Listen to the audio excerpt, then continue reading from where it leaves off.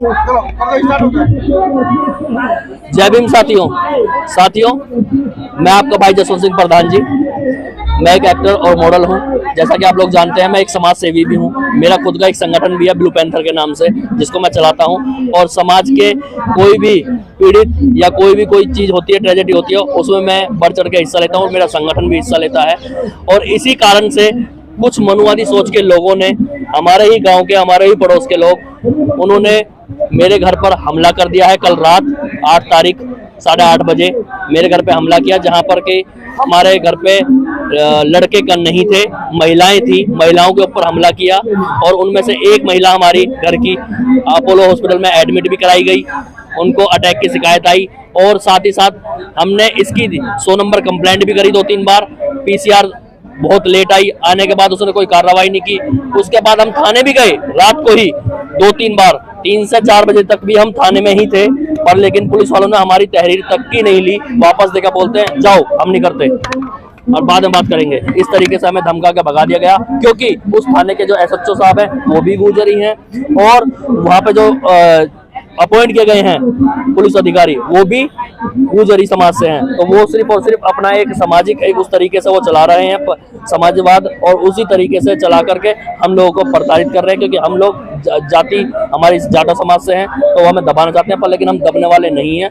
अगर हमारी वहाँ सुनवाई नहीं होगी हम और ऊपर जाएंगे, क्योंकि हमारे पता है हम बाबा साहब के अनुयायी हैं, बाबा साहब की विचारधारा पे चलते हैं। हम कानून से लड़ेंगे, हम हथियारों से नहीं लड़ेंगे और हम कोई भी गलत काम नहीं करेंगे।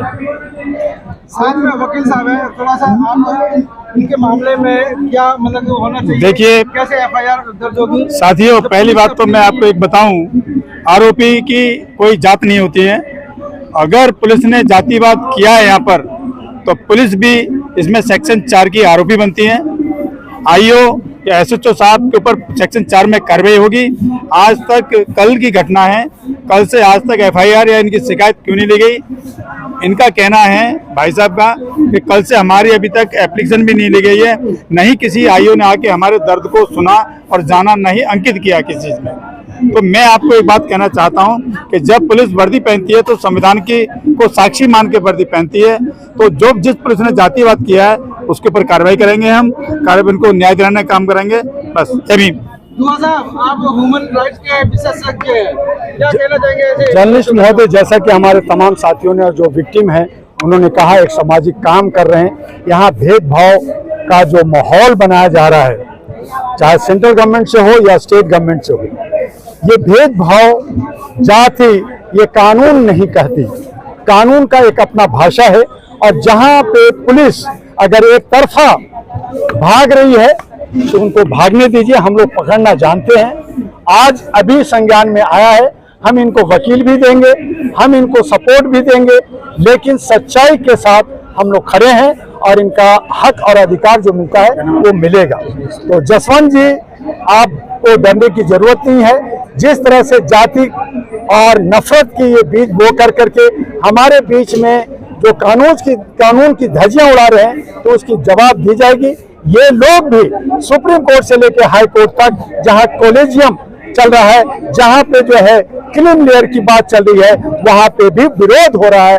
और विरोध इसलिए हो रहा है कि हम सब एक हैं और हमारा कानून एक है। तो इनके साथ न्याय होगा और वो गुजर समझ के लोग। जसवंत जी को मैं एक बात कहना चाहूंगा कि आप बिल्कुल निराश ना हो। साथ में जो हुआ है जाति का अभी से नहीं हुआ, 6 साल पहले बिग बॉस में जाने वाले थे, मगर वहां से रोक दिया गया। कोई बात नहीं है, देर सवेर सब होता है। मैं भी एक फिल्म इंडस्ट्री का प्रोड्यूसर और डायरेक्टर हूँ। डॉक्टर दुआ जो ह्यूमन राइट्स का प्रेसिडेंट भी है, जो एक पार्टी का राष्ट्रीय अध्यक्ष भी है, सब है। लेकिन आज संज्ञान में आए हैं, आज मिले हैं। ये लोग हम जो बिखरे हुए हैं उनको हम लोग समेटने की कोशिश कर रहे हैं और एक ताकत देने की कोशिश कर रहे हैं। हम भीख मांगने की बात नहीं करते, हम छीनने की बात कर रहे हैं। हम 85 और 90% लोग हैं। इसी जंतर मंतर पे चंद्रशेखर रावण को डॉक्टर दुआ ने डॉक्टर आजाद का उपाधि दिया और चंद्रशेखर आजाद को हमने निकाला है। एक निकला है, 2 निकलेगा, और अब हम 100 और 200 चंद्रशेखर बनाने जा रहे हैं। देखिए, समय बदला है और फिर ये जो जात पात और ये जो अगड़ी और पिछड़ी को दबाने की बात कर रहे हैं, अगर वो भागते हुए नजर नहीं आए तो आप मुझे कहिएगा कि आप दुआ साहब ने कहा था इनको जो 10% है, 5% है, इनको आरक्षण मांगना होगा, इनको भागना होगा और हम कहेंगे तुम्हें 2% है, तुम 3% ले लो, हम नहीं मांग रहे। तो इनका हक और अधिकार मिलेगा और जरूर मिलेगा। मैं आज मिला हूं, वकील साहब ने भी कहा कि इस पे जो है धाराएं लगेगी, तो धारा लगता है। FIR लॉन्च नहीं किया, ऑनलाइन जो है FIR लॉन्च करेंगे और नहीं तो कोर्ट में जाकर के हमने जो है मजिस्ट्रेट के पास जाकर के हम उस पे जो है उस पे FIR लॉन्च करा करके और फिर देखते हैं कि वो गुजर SHO साहब कितना ताकत दिखाते हैं।